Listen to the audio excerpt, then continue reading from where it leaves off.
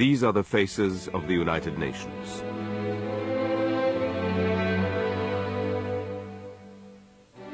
They came from many backgrounds, but shared a vision. They embody our ideals, and they sought to realize those ideals throughout their lives, which were so prematurely interrupted.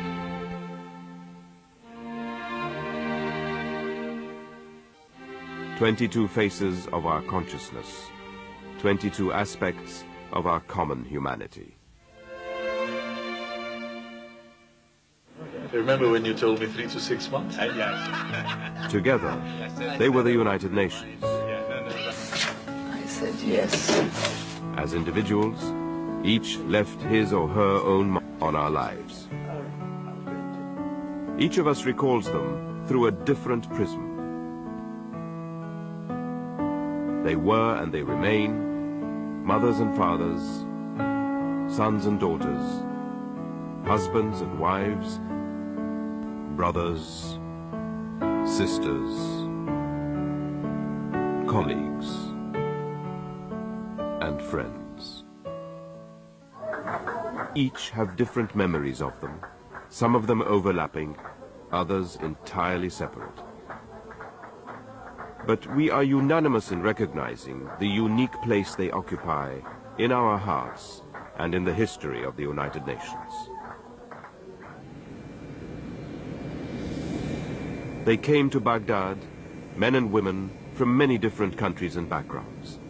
They joined together to do the work the world asked of in very difficult and complicated circumstances.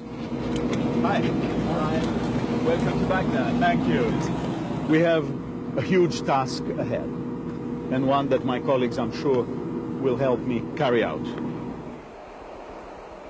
What they shared, above all, was a stubborn refusal to accept things as they are.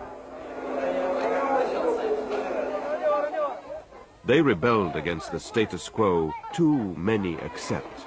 Very proud that you, Iraqis, have upheld the ideals and the role of the organization through exceedingly difficult times.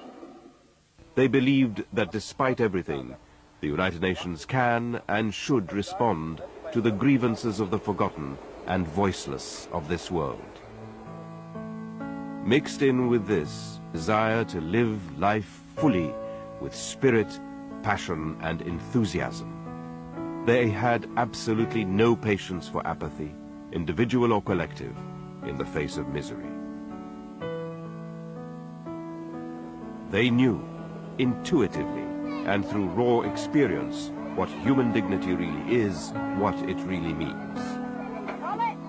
They understood because they had witnessed or themselves suffered the indignity that humans so often heap upon each other, and they were not willing to accept that.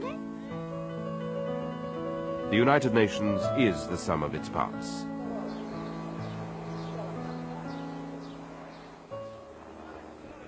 On August the 19th, 2003, that value, that sum, was greatly diminished. Friends and loved ones are indispensable.